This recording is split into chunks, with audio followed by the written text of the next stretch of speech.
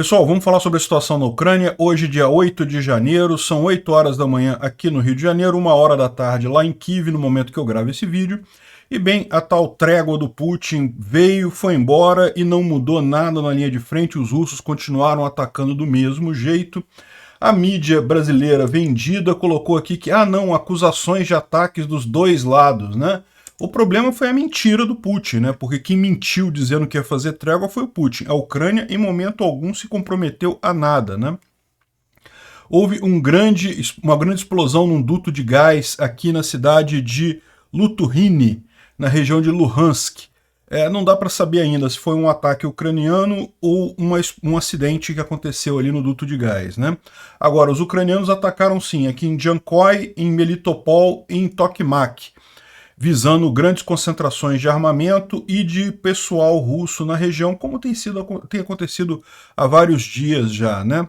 O avanço russo aqui em Soledar, muita gente está atribuindo à tática suicida de ondas de pessoas que os russos têm usado, e aí tem até uma imagem que surgiu aí de ontem para hoje, com um campo cheio de russos mortos ali, e é verdade, aquela foto é real, sim, os russos usam esse tipo de técnica, mas a verdade é que eles já estão usando esse tipo de técnica há algum tempo, tá? Então, o que levou os russos a avançarem em Soledar, eu discordo. Eu acho que foi pela tomada de Yakovlivka, que acabou enfraquecendo a posição ucraniana na região. E os ucranianos invadiram também canais de televisão russos e passaram o discurso do Zelensky nos canais russos, e também surgiram rumores lá na Rússia de que o Android e a Apple, né, ou seja, a Google e a Apple, na verdade, vão bloquear os celulares na Rússia, né? Isso é um rumor, ninguém sabe se isso é verdade. Mas os russos estão se perguntando, afinal, por que ninguém gosta dos russos, né? Será que é porque vocês invadiram um país pacífico vizinho de vocês? Vamos ver esses e outros assuntos em detalhes. Essas notícias foram sugeridas por Socialista que Investe na Bolsa de Valores, Estação Verão e outras pessoas. Obrigado aí ao pessoal que sugeriu a notícia. Obrigado a você que está assistindo o nosso vídeo. Se você gosta do nosso conteúdo, por favor, deixa o seu like e se inscreva aqui no canal, né? Pois bem, como a gente estava falando, a famosa trégua que o Putin falou, não, nós russos vamos fazer uma trégua para o Natal ortodoxo e coisa e tal. A gente avisou na época, isso não vai mudar nada, isso é mentira do Putin. O mais provável é que seja estratégia de marketing para ele se colocar como alguém que quer a paz e coisa e tal.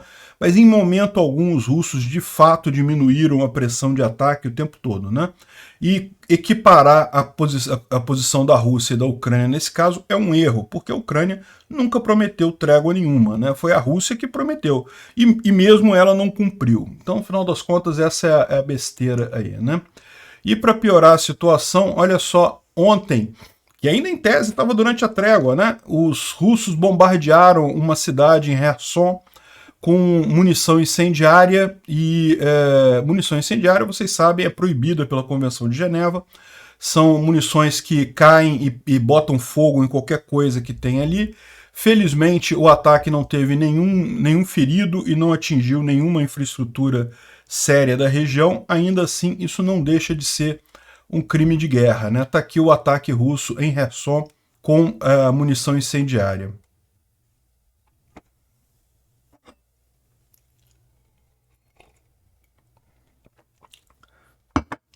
Essa é a trégua russa. Bom, o que aconteceu também agora nessa noite foi um gasoduto, né, em Lutuhyne, na região de Luhansk, que explodiu. Foi bem grande a explosão.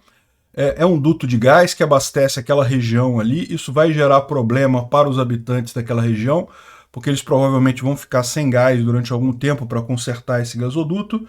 Não está claro ainda se foi um ataque ucraniano isso, ou se foi um acidente que aconteceu. Tá lá o Dmitry e o Vladimir fumando o cigarrinho deles ali do lado do gasoduto e acabou dando problema, né? Tem um monte de imagens aqui, tá vendo? Parece que tá pegando fogo aqui mesmo, o gás saindo do gasoduto e pegando fogo, né? Enfim, isso aqui a gente pode ter sido um acidente apenas, né? Agora, o que não foi um acidente foi justamente esse ataque ucraniano aqui à fábrica Hydromesh, que é uma fábrica em Melitopol, que está sendo usada pelos russos como acampamento, né, ou como dormitório, né, como uma base russa lá, né, e parece que atingiu não apenas o pessoal que está naquela base, mas também algum depósito de munição, né. Tem umas imagens aqui, dá para ver a explosão. É raro a gente conseguir imagem de Melitopol, porque os russos fazem um controle muito grande lá, né, para o pessoal não tirar. Dá para ver que, olha só, o incêndio aqui é bem grande, é uma área grande pegando fogo aqui na região dessa fábrica, e tem um vídeo que não dá para ver nada, mas tem o barulho da munição detonando.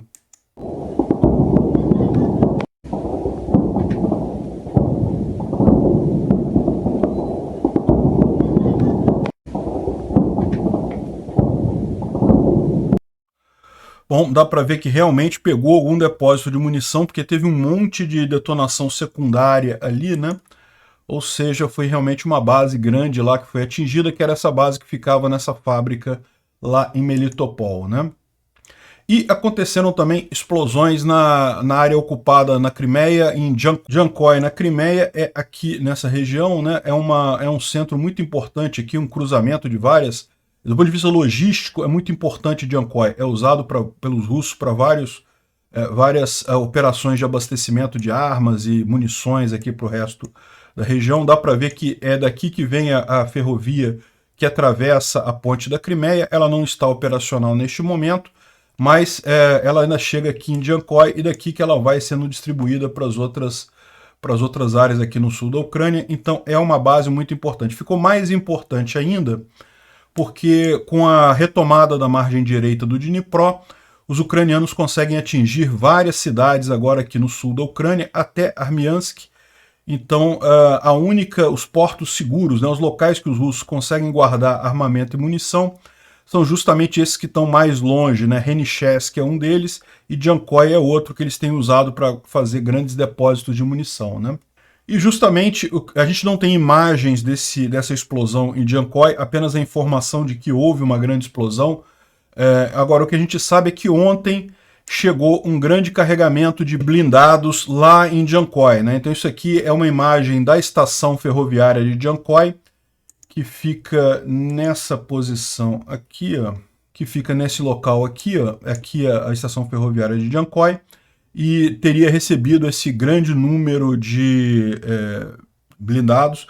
Pode ser que isso tenha sido o alvo desses ataques ucranianos, ou pode ser que tenha sido o aeroporto, que também é usado como base militar aqui na região, né? Não dá para saber exatamente o que foi atingido aqui em Jankoy, porque a gente não tem as imagens de lá. E, além disso, teve também um ataque em Tokmak.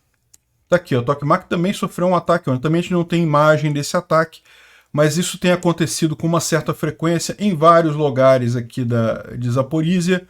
Os ucranianos, sempre que identificam um posto de comando, uma concentração de tropas maior, eles vão lá e atingem essa área, né? E na manhã do dia de hoje, os ucranianos atingiram uma base russa em Kirovsk, distrito de Kirovsk de Donetsk, e isso deve ter atingido uma boa quantidade de orcs e equipamento militar, né?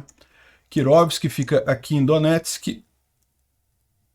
É essa região aqui, ó, em algum lugar por aqui, ó. Mas é mais para o oeste de Donetsk. Então, é em algum lugar por aqui, o distrito de Kirovsk, em Donetsk, que foi atingido por esse ataque ucraniano, né?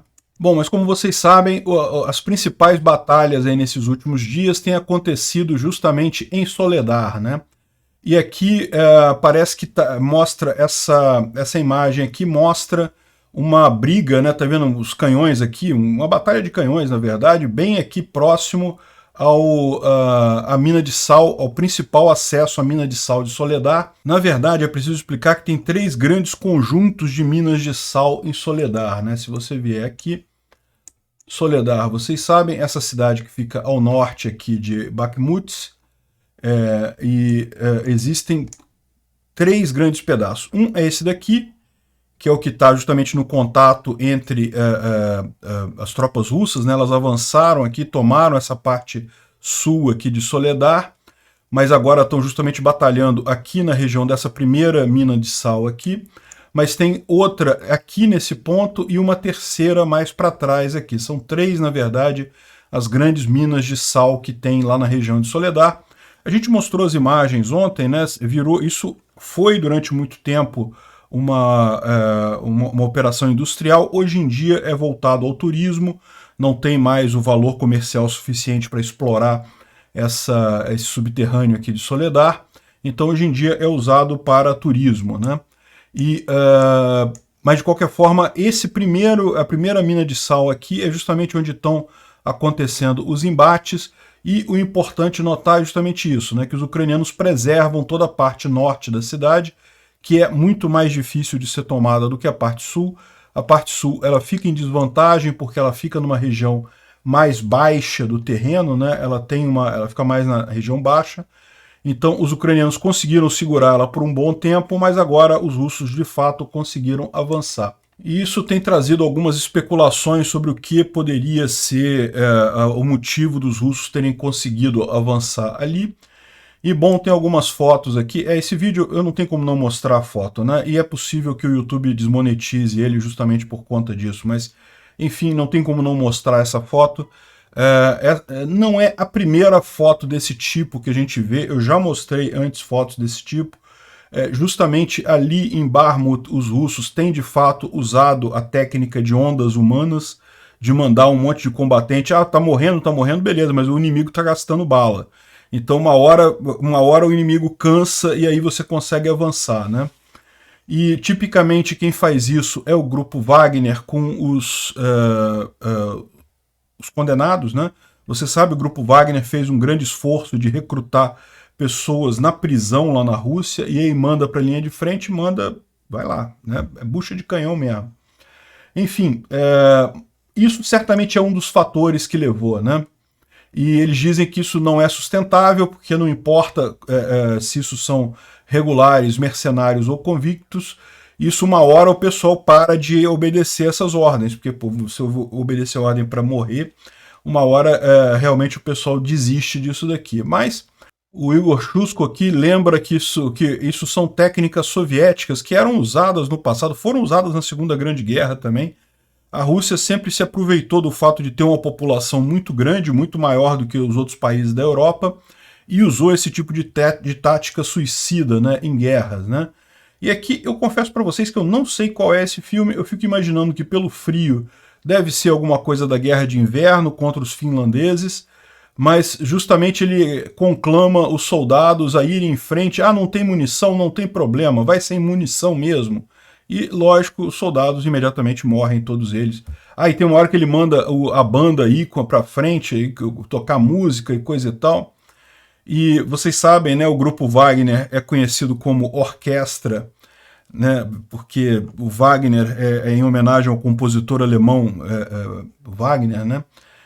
Enfim, essa parece ser a estratégia dos russos na região. Mas como eu disse, eu não concordo muito com isso não, porque na verdade os russos já vêm fazendo isso há algum tempo aqui na região de Bakhmut, e nem com isso eles conseguiam avançar, né? E dessa vez eles conseguiram avançar, e o meu motivo, que eu dou de motivo, é justamente que foi a tomada de Yakovlivka, né? Essa estratégia russa de tomar cidades mais distantes para interromper a capacidade dos ucranianos de atacar o flanco, realmente ajudou os russos aqui. Quando Yakovlivka estava nas mãos dos ucranianos totalmente, embora o mapa que mostre ela ainda na mão dos ucranianos, ela já está tomada pelos russos, tá? Então, quando os ucranianos tinham Yakovlivka, se os russos tentassem qualquer coisa aqui para avançar em Bakhmutsk ou aqui em Soledar, eles rapidamente sofriam ataques aqui no flanco, né? Agora que Yakovlivka caiu para os russos, ficou muito mais fácil para eles fazerem esse avanço aqui, e ainda podem pegar as linhas defensivas ucranianas de lado, né? Os ucranianos estavam se defendendo principalmente aqui do sul e do leste, e agora eles podem, a partir de Yakovlivka, fazer ataques no norte aqui. Isso certamente foi o fator principal. Mas sim, isso não quer dizer que os russos não usem essas técnicas de mandar um monte de gente para morrer. Sim, eles usam isso, têm usado já há algum tempo, né? Bom, vamos aproveitar e dar uma olhada na linha de frente aqui, o que teve de mudança aqui na linha de frente. E O frio chegou, tá? O pessoal tá... Lembra que a gente estava falando que tá chegando frio, tá chegando frio. Pois é. O frio chegou. Chegou bastante, tá bem frio hoje lá na linha de frente e a expectativa é mais frio a partir daqui e deve durar por pelo menos um mês. Em poucos dias a gente deve ter solo congelado ali na região, né? Por hora, não teve nenhum grande avanço, mais uma vez, de novo, isso aqui acho que uma semana ou duas já que a gente fala isso. Os russos tentam atacar Stelmarivka e não conseguem aqui em Svatove, e os ucranianos estão avançando aqui em Kuzemivka. Kuzemivka é do lado de Novoselivka, então Novoselivka e Kuzemivka é basicamente a mesma coisa, acho que tem até uma imagem aqui. Isso aqui, tem imagem aqui mostrando os avanços ucranianos nessa região. Tá vendo aqui as colunas de fumaça aqui, ó? Isso é uma imagem aérea que mostra que os ucranianos de fato estão avançando aqui.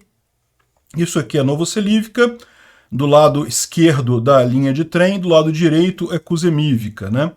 E justamente é mais uma das cidades que os ucranianos estão avançando aqui e faz parte daquelas cidades que tem a linha defensiva, a última linha defensiva russa antes de Svatove, né? Caindo Novoselivka, caindo, na verdade, Kuzemivka, né?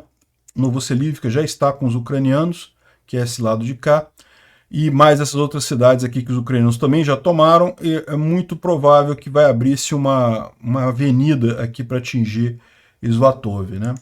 Aqui mais ao sul, em Kremina, novamente você teve aqui algumas tentativas russas em Bilorivka e em Dibrova, né? Isso mostra aqui que Dibrova está de fato nas mãos dos ucranianos já há algum tempo. Havia um questionamento sobre isso, mas agora até o Defimon já concordou que ela está aqui. Ele está colocando ainda como na área de combate, né? Mas já não está mais no domínio russo isso. E uma evidência que ele coloca aqui, ó, é justamente uma briga de tanques que aconteceu nos arredores de Dibrova. Deixa eu, não dá para ver sem tirar minha cabeça daqui. Aqui embaixo está a cidade, é um vilarejozinho, na verdade, de Dibrova, né? Não é uma grande cidade, não. É um vilarejo aqui de Dibrova, e dá para ver essa briga de tanques. O tanque russo veio aqui, fez essa volta, o tanque ucraniano está nessa posição aqui, aí teve essa briga de tanques aqui que está nessa imagem aqui. O tanque russo, na verdade, acabou fugindo, tá? Parece que não teve não foi uma batalha decisiva, né? Nem os russos, nem os ucranianos conseguiram destruir o outro lado nessa batalha. Mas, enfim, justamente está mostrando que os ucranianos já estão aqui próximos aqui nessa região. Então, Dibrova está muito provavelmente na mão dos ucranianos já, né? Na região norte aqui de Bakhmut, como a gente já falou, houve muita movimentação. Os russos estão tentando avançar aqui em direção a Silj, também aqui em Soledar, e aqui também em direção a Krasnahora e Pidhorodne, né? Parece que particularmente nesse sentido aqui foi muito sério o combate ontem, teve muitas tropas russas envolvidas aqui. O fato é que os russos deram uma animada com essa tomada de Soledar aqui na região. Isso é perigoso. Tomara que os ucranianos consigam segurar as tropas russas aqui. Não preciso explicar para vocês que se os russos conseguirem tomar Silj, a posição ucraniana nessa região aqui vai ficar complicada em Soledar, né? Então, vamos ver como é que caminha isso daí. Eu espero que os ucranianos tenham enviado reforços adequados e coisa e tal. O mapa em Soledar, especificamente, que o Defimon coloca, eu acho que é bastante razoável. É isso mesmo. A batalha está acontecendo aqui na altura da primeira mina de sal aqui. E os russos, na verdade, não têm domínio sobre ela ainda, só realmente a parte sul da cidade. E os ucranianos ainda dominam toda a área residencial aqui, o que é muito importante, né? Agora tem que prestar atenção nessa região aqui, nesse avanço russo a norte aqui em Silj, né? Já não era para os russos terem tomado Yakovlivka. Se eles tomarem Silj, vai ficar realmente mais complicado aqui. Bom, ele fala sobre esse comandante da 46ª Brigada de Assalto Anfíbio, né? E a gente falou sobre isso ontem. Ao sul de Bakhmut não teve grandes mudanças, não teve grandes alterações. e também em Donetsk a mesma coisa, né? Marinka, que tá, os russos estão dizendo há semanas que vão tomar rapidamente, que já está praticamente tomada e coisa e tal, não mexeu nada, não mudou nada, né? Enfim, essas foram as alterações aí na linha de frente. A situação realmente está mais quente, ou mais quente no sentido mais ativo, no sentido na área norte de Bakhmut, né? E aí teve uma curiosa entrevista que o Prigozhin deu sobre aquela grande questão que eu falei para vocês, sobre, afinal, para que tomar Bakhmut, né? Porque esse é o grande ponto. Bakhmut já foi uma cidade muito importante quando os russos tinham essa área aqui ao norte. Agora que eles não têm mais essa área ao norte, a importância de Bakhmut caiu muito, né? Afinal, por que os russos querem tanto tomar essa cidade, né? E, segundo diz o Prigozhin, são dois motivos. Primeiro, é um centro logístico, e nesse ponto ele tem razão. De fato, a cidade, dá para ver aqui, se você olhar uma imagem de Bakhmut, deixa eu tirar esses ícones aqui. Bakhmut, aqui dá para ver que tem várias estradas e ferrovias passando aqui, então isso poderia ajudar os russos a consolidar a logística deles nessa linha de frente e daí eventualmente facilitar a tomada de outras cidades aqui na região de Donbás, né? Então isso é verdade, Bakhmut é um centro logístico. Mas o outro motivo que ele disse são as cidades subterrâneas de Bakhmut, que, segundo ele disse, eles podem esconder verdadeiros exércitos e tanques lá dentro e coisa e tal. E bom, pelo que eles estão dizendo aqui, ele está se referindo às minas de sal, né? Realmente tem minas de sal e outras minas nessa região com muitos túneis. Isso realmente tem várias coisas. Já teve jogo de futebol nas minas. Lá a gente mostrou ontem as imagens das minas de sal, né? São realmente muito bonitas, é uma atração turística ali na região. Mas o uso militar desse tipo de coisa é meio relativo, porque essas minas são acessíveis através de elevadores relativamente pequenos. Então, assim, você conseguir botar um exército lá dentro, eu não sei se tem tanta utilidade militar assim não, né? Enfim, e de novo, essas minas não ficam em Bakhmut, ficam em Soledar, então exatamente quem está fazendo confusão aqui a gente não sabe, né? O fato Prigozhin quer muito tomar Bakhmut porque justamente ele fez essa propaganda lá na Rússia de que ele estava conseguindo avançar em Bakhmut, que era a única tropa que conseguia avançar era dele, que o exército russo não consegue avançar, que só o grupo Wagner que avança. E a minha visão é que é muito mais por esse tipo de propaganda política do que qualquer outro motivo a tomada deles de Bakhmut, né? Bom, o Instituto para Estudo da Guerra, ele fala aqui sobre a questão lá em Soledar, mas isso aqui a gente já falou, né? Mesmo a questão que ele fala aqui, até onde foram os russos em Soledar, não é suficiente para circular Bakhmut, né? Ou seja, na verdade, eles teriam que tomar toda Soledar e vir até aqui em cima para realmente começar a ameaçar uma pinça em Bakhmut aqui pelo norte. Então o que ele fala aqui é que no final das contas as forças ucranianas têm várias linhas de comunicação disponíveis, mesmo que os russos cortem a E40. A E40, eu entendo, é essa estrada aqui do norte, né? Que realmente, se eles chegarem nesse vilarejo aqui ao norte, que é Siuj, se eles cortarem isso daqui, ainda assim os ucranianos têm várias outras rotas aqui, essa M3 aqui, enfim, tem um monte de outras linhas de comunicação, né?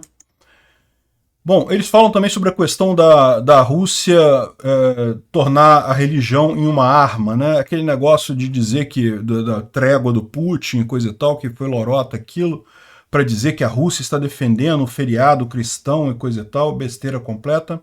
E finalmente eles falam sobre uma entrevista do Oleksiy Reznikov, que é o ministro da Defesa ucraniano, falando que os russos ainda têm mísseis para fazer alguns ataques daquele tipo de ataque grande contra a infraestrutura ucraniana, né?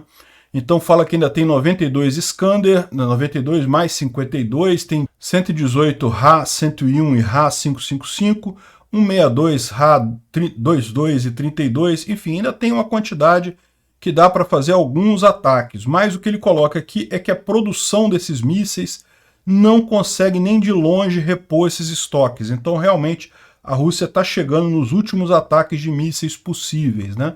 ainda consegue infernizar a Ucrânia durante o inverno, mas se mantiver aquele ritmo que ela vinha mantendo de ataques à infraestrutura ucraniana no mês de dezembro, se continuar agora em janeiro, é possível que quando chegar a primavera eles não consigam mais fazer esse tipo de ataque, né? Os ucranianos parece que têm uma nova arma para interromper a comunicação de drones russos. Então os russos estão reclamando aqui que perderam alguns drones na região porque os ucranianos têm electronic warfare, né? Guerra eletrônica mais fortes agora, né? Esses drones são drones caros, né? E foram roubados pelos ucranianos com essas armas. Uma situação que tem acontecido muito entre os mobilizados russos, que eles estão reclamando muito disso, é que justamente eles são treinados para uma tarefa e no final viram infantaria, né? Então esse aqui é um vídeo de um grupo de mobilizados que foi treinado para serem artilheiros. Artilharia, para quem não sabe, são quem operam aqueles grandes obuses e grandes canhões, tipicamente ficam na retaguarda. Não é que não tenha risco, tá? Uma retaguarda perto da linha de frente. De vez em quando você tem contra-ataque que visa justamente destruir peças de artilharia. Então tem risco, o artilheiro corre risco, mas não é aquele cara que está lá na linha de frente, que é a infantaria, né? A infantaria é quem vai lá na linha de frente mesmo, o pessoal que vê a cor do olho do inimigo, né? Então eles estão reclamando disso, porque eles treinaram para serem artilheiros e estão sendo colocados como artilharia, como infantaria em ataques frontais, né? E não é a primeira vez que isso acontece, tá? Tem aqui outra mensagem que já apareceu também, que eles foram treinados para artilharia e não sei o que lá, e estão sendo colocados como infantaria. E aqui tem um outro caso também, de soldados que estão sendo usados de acordo de outra forma que não no seu treinamento. Esses aqui foram treinados para ser mecânicos de blindados de transporte de pessoal e descobriram que vão ser colocados na infantaria e coisa e tal. Tiveram pouco treino na infantaria e tiveram que comprar equipamentos eles próprios, né? Enfim, isso está acontecendo com uma certa frequência nisso daqui, mas eu quero apontar para vocês que isso não é uma coisa tão incomum assim não, tá? O que a gente está vendo os russos estão perdendo muita gente na linha de frente, então estão perdendo muita infantaria, então no final das contas o mobilizado novo o pessoal está colocando onde faz mais falta, né? E isso é ruim, não estou dizendo que seja bom, mas não é uma coisa assim excepcional, não é o primeiro exército que acontece isso, na verdade isso é comum acontecer em guerras, o pessoal de outras áreas acabar sendo colocado como infantaria para suprir falta da infantaria, né? Parece que está surgindo muitos rumores lá na Rússia de que os dispositivos da Apple e da Google, né, ou seja, iPhone e Android, vão bricar. Bricar é mais do que bloquear, é quando o seu celular fica totalmente irresponsivo, você não consegue usar o seu celular para nada, nem para reformatar ele, nem para resetar ele, ele vira um tijolo, é daí o termo bricar, né, de brick em inglês, né? Enfim, está havendo rumores disso, né? Eu não acredito que isso aconteça. Me parece mais que, como diz o Igor Shusko aqui, que é justamente o próprio governo russo querendo incutir na população russa essa ideia de que não, o Ocidente não gosta dos russos e coisa, então nós temos que nos defender, e justamente para facilitar a mobilização. A mobilização já vem acontecendo, ela não é uma mobilização explícita ainda, mas ela já vem acontecendo, e talvez existem rumores de que o Putin declare lei marcial no dia 9 de janeiro. Dia 9 de janeiro, também conhecido como amanhã. Vamos ver o que acontece, né? E aí outra coisa curiosa que tem acontecido também com os russos é que eles têm descoberto que eles não são bem-vindos no resto do mundo, né? Esse aqui é o Maxim Vasiliev, que é um deputado da Duma regional de Kursk. Kursk é ali do lado da Ucrânia, né? E ele foi para o México, foi passear no México e coisa e tal, tirar férias. Ele, né, tá de férias, pode ser que ele vá para lá, não tem problema. Assim, ele não está quebrando nenhuma lei, mas certamente ficou estranho, né? Na Rússia, nesse momento, como a gente vai ver daqui a pouquinho, aquela massa de ar frio chegou, as temperaturas estão em menos 30 negativo, e o cara tá lá no México bebendo cervejinha, comendo um petisco e coisa e tal, tá sendo muito criticado por isso lá na Rússia. E lá no México também tem essa moça aqui também que está tentando chegar nos Estados Unidos e descobriu que lá no México o pessoal odeia os russos, né? Não só no México, como na Europa inteira, na Ásia, em tudo quanto é lugar. caramba, eu sei que não é culpa de 100% dos russos, porque tem alguns russos que são contra essa guerra. Mas a verdade é a seguinte, o resto da população do mundo não tem como saber se você é um russo do bem ou um russo do mal.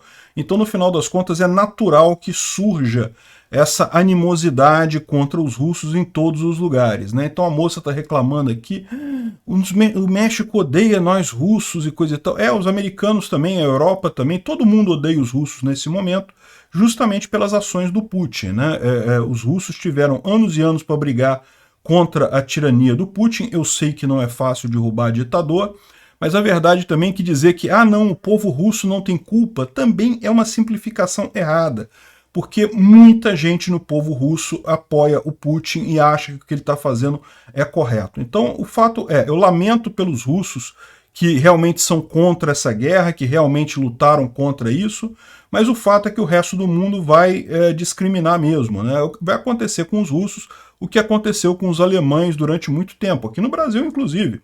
Vocês lembram? Teve vários casos aqui no Brasil, foi proibido falar alemão, várias lojas tiveram que mudar de nome, porque o mero nome alemão era uma coisa problemática, então não é estranho, não é impossível imaginar esse tipo de coisa. Sim, eu sei que não é culpa de 100% dos russos, mas dizer também que essa guerra é uma guerra só do Putin, que os russos não têm culpa nenhuma, também não é verdade. Muito russo está apoiando essa guerra e, bom, eu não sei qual é a posição dela particularmente, se ela é a favor, se ela é contra a guerra. O fato é que, sim, podem esperar, os russos vão sofrer muito esse tipo de coisa daqui para frente, né? Bom, saiu uma coluna aqui no Washington Post, escrito por dois grandes especialistas em defesa americana, a Condoleezza Rice e o Robert Gates. Ambos foram secretários de defesa americanos, a Condoleezza Rice no governo do George Bush e o Robert Gates no governo do Obama. Então, eles fizeram um artigo aqui que basicamente diz que os americanos têm que ajudar mais a Ucrânia. A Ucrânia tem que encerrar essa guerra logo. O que eles estão dizendo aqui é que o tempo não está do lado da Ucrânia, né? Ou seja, quanto mais cedo a Ucrânia terminar essa guerra, melhor. E eu concordo com eles, né? De fato, a gente tem essa visão de que a Rússia ela já está numa posição muito ruim, economicamente está muito mal, mas por ser justamente um país muito grande, ela consegue se manter funcionando por mais tempo, né? Então, se deixar essa guerra ir se arrastando no tempo, isso vai ser pior, não apenas para a Ucrânia, como para o resto do mundo também. Então eles explicam aqui que o Putin não vai parar essa guerra, ele não vai ser uma pessoa razoável e escolher parar essa guerra, justamente porque ele sabe que ele tem o fator tempo do lado dele, então é importante que isso seja resolvido o quanto antes, né? Então eles falam que o acordo para prover os veículos Bradley foi legal e coisa e tal, já foi atrasado e urgem o governo americano a fazer mais, a mandar mais coisas, porque é importante que os ucranianos tenham as armas decisivas para encerrar essa guerra o quanto antes, né? E de fato essa também é a opinião do Ben Hodges, né, que é o comandante americano na OTAN, e ele já tem algum tempo advogado que, poxa, os ucranianos precisam do ataque, mas precisam de tanques, precisam de drones, precisam de um monte de novos equipamentos, e além disso, precisam da licença americana para atingir bases dentro de áreas controladas pelos russos e bases que são usadas para lançar ataques de mísseis contra a Ucrânia. Ou seja, o que ele quer aqui, lembra, os americanos, quando entregaram o HIMARS para os ucranianos, assinaram um compromisso, os ucranianos aceitaram o compromisso de não usar o HIMARS para atingir território russo. Podiam atingir qualquer território ucraniano ocupado, inclusive a Crimeia, mas não território russo, né? E por isso que aqueles ataques à base de Engels e outras bases russas foi feito com drones ucranianos mesmo. Não podem ser usado armamento americano. Mas o que ele está querendo aqui é, não, tem que liberar eles para fazer isso, tem que ter as armas todas lá.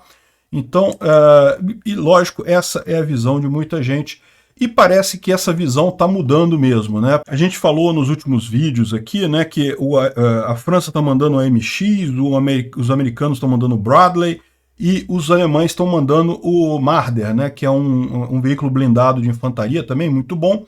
E uma coisa bacana, a Grécia iria receber 40 Marder agora, já tem uma encomenda pronta para entregar para a Grécia agora, e a Grécia falou que, olha só, se a Alemanha preferir mandar eles para a Ucrânia ao invés disso, melhor, não tem problema, a gente não tem pressa, a gente pode receber os nossos Marder mais adiante.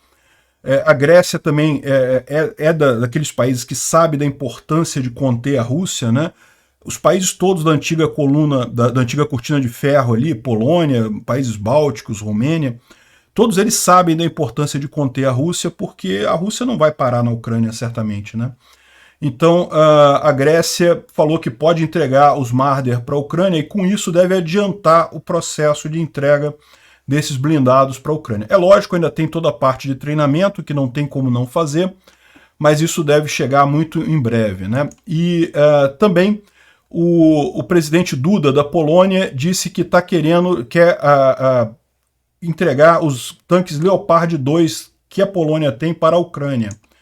Então, ou seja, o Leopard 2 é um tanque alemão também, um tanque muito bom, muito superior aos tanques que estão sendo usados lá na guerra da Ucrânia, que são tanques soviéticos antigos. Então, repara, isso aqui não é a mesma coisa, tá? O Marder é um veículo blindado de infantaria, então ele tem alguma blindagem, coisa e tal, mas ele não é páreo para um tanque, não é um veículo que é para ir na linha de frente. O tanque é para ir na linha de frente. E esse Leopard 2 o Leopard 2 tem capacidade de justamente um tanque para ataque, para você avançar. E também é a mesma coisa, se a Polônia puder entregar os tanques dela para a Ucrânia, seria excelente, isso já aceleraria o processo de entrada de tanques lá na Ucrânia. Lógico, falta ainda o treinamento dos ucranianos, mas isso costuma ser relativamente rápido, né? Treinamento de sistema antiaéreo como o Patriot leva muito tempo. Treinamento de avião, pilotar avião, leva muito tempo. Agora, treinamento de tanque leva algum tempo, não é trivial não, mas não é tanto tempo assim, né? Enfim, eles dizem que não foi feita a decisão até o momento, mas que eles devem muito em breve tomar essa decisão aí. Pode ir o Leopard 2 para a Ucrânia, né? Bom, uma outra curiosidade, os ucranianos conseguiram hackear um link de satélite, um MUX, né, um multiplex de satélite, usando um sinal muito mais forte que os russos, né? Fizeram um sinal parecido com o russo, imitando o russo, mas muito mais forte, e com isso conseguiram transmitir uma imagem do Zelensky em várias redes de televisão próximos à Ucrânia, no território ocupado na Ucrânia e em outras regiões ali próximas, né? Então tá aqui a imagem, mostrou a comemoração em Kherson, da retomada de Kherson, e Zelensky falando isso daqui ao vivo da cidade de Kakhovka, né, que é uma cidade ocupada pelos russos, né? Então bacana que eles conseguiram fazer esse ataque hacker aqui lá na televisão de lá, né? E a outra informação, a gente já tinha falado isso alguns dias atrás, que estava vindo uma massa de ar frio muito grande para a Rússia, e a massa de ar frio chegou, né? A temperatura em Moscou está em menos 30 graus Celsius nesse momento, e aqui o Business Ukraine Mag chegou à mesma conclusão que eu falei um tempo atrás, né? Quando eu falei sobre essa massa de ar frio, né? Os russos estavam falando sobre congelar a Europa no inverno, parece que alguém lá em cima, alguma força sobrenatural, falou, não quer saber, vamos congelar a Rússia para esse pessoal aprender, e realmente botar a Rússia aqui debaixo de uma frente fria enorme, tá? A temperatura congelante ali, e curiosamente a Europa, dá para ver, também tá frio lá, tá? Não estou dizendo que tá quentinho não, mas assim, a temperatura está muito mais alta do que o normal para essa época do ano, pelo menos por hora, né? Aqui, ó, é em Perm. Perm é uma cidade próxima a Moscou ali, e parece que o avião não conseguiu decolar por excesso de neve na pista na pista do aeroporto, né? O avião tentou decolar, achou que tinha neve, pouca neve, né, para poder conseguir decolar, não tinha neve demais, acabou empacando ali na neve, realmente é impressionante. A situação do frio lá na Rússia parece que está bem crítica lá, né? Obrigado por assistir o vídeo até o final. Além de curtir, compartilhar e se inscrever no canal, considere se tornar patrocinador com valores a partir de R$ 1,99. Clique no botão Seja Membro abaixo para saber as condições e vantagens de patrocinar o canal. Mais informações sobre o nosso projeto, visite nossos sites indicados na tela.